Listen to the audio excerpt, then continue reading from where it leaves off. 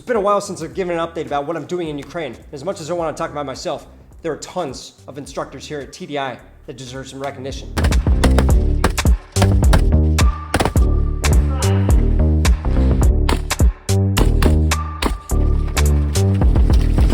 Some of them are actually fans of the channel who joined a couple weeks ago because they saw my content about what I'm doing in Ukraine with TDI. And for you, the viewer, the donator, the people who fund us to go and continue this training as volunteers, not getting paid to send out here, makes a big deal.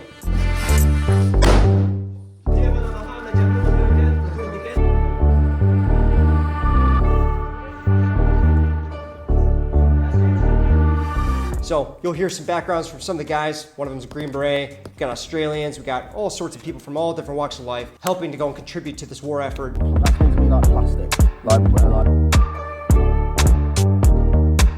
Stay tuned for after the interviews. We're going to be seeing it behind the scenes with Alexei, our social media director, as well as the guy who coordinates a lot of our funding in order to give 35 full medical packs to our medical graduates, as well as hundreds of drones for the front line. So stay tuned. Hope you enjoy.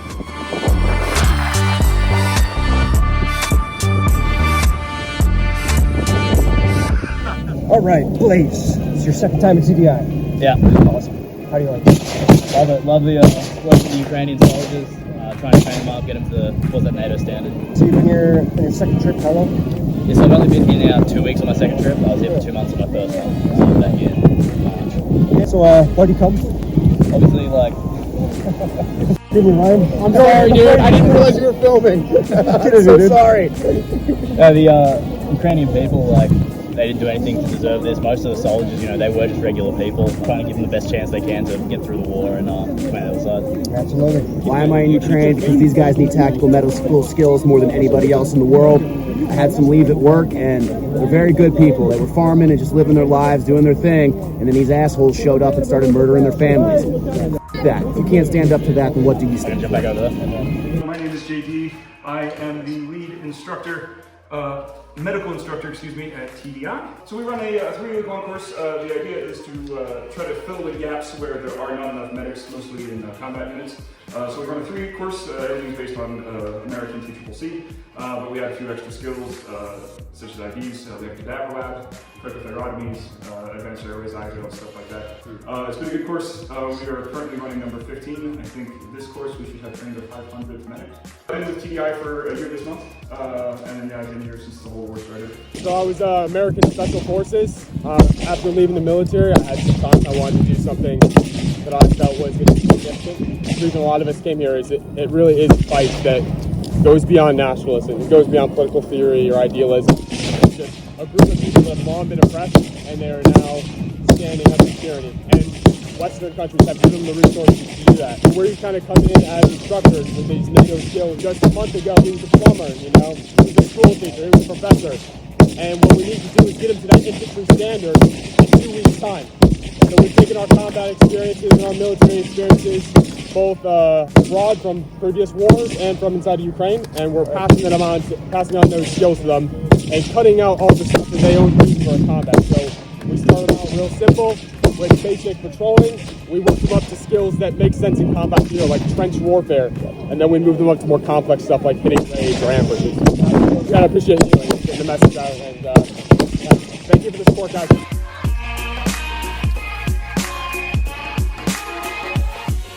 Alexei, introduce yourself.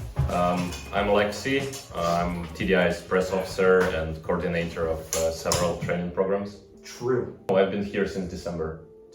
Gotcha. But you're Ukrainian, so I'm Ukrainian. We had a meeting with some officers responsible for combat preparation in entire Ukraine some time ago, and they asked, like, do you adapt your training? There is a German training on Leopards, and Ukrainian tankists, they asked, like, okay, so we are, like, you know, going to the battlefield, there is a minefield in front of us, how do we cross it correctly? And they say, well, find a path that has no mines. And because, like, in Western understanding, it's like 200 meters, but in fact, like, entire line in Zaporizhia area is now mined, like, completely, and like for several, the depth of it is like several kilometers. That's why the counteroffensive is going. It's not going slowly, but like it's taking its time. And Ukrainians were just laughing because clearly some instructors in the West, they don't understand the scale of what's going on. Like, training is essential for this war.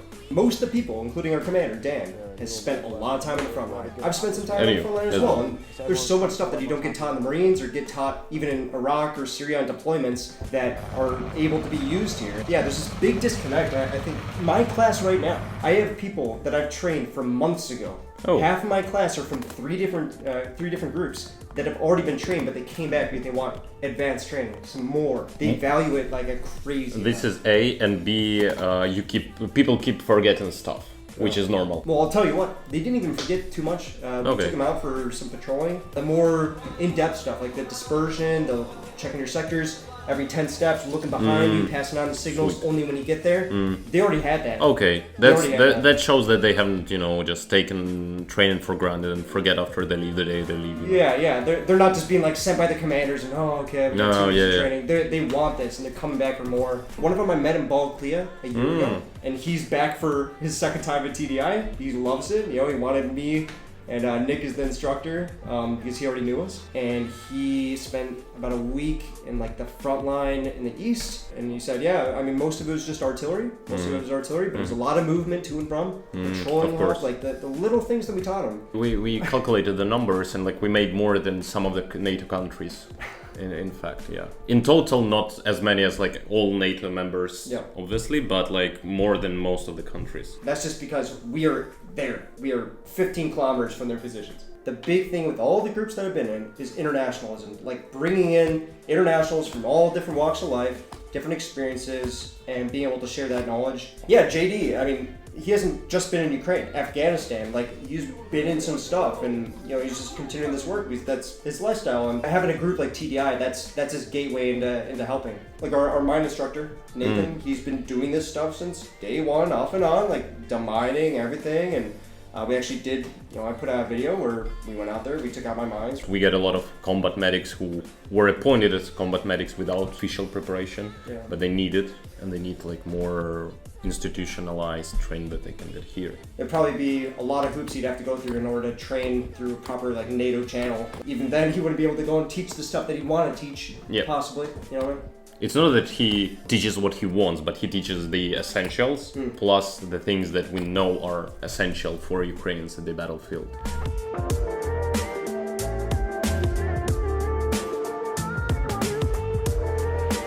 So, Nathan, how's the class going? Good. You want to describe it? What we're doing here at TDI? Let's restart that video.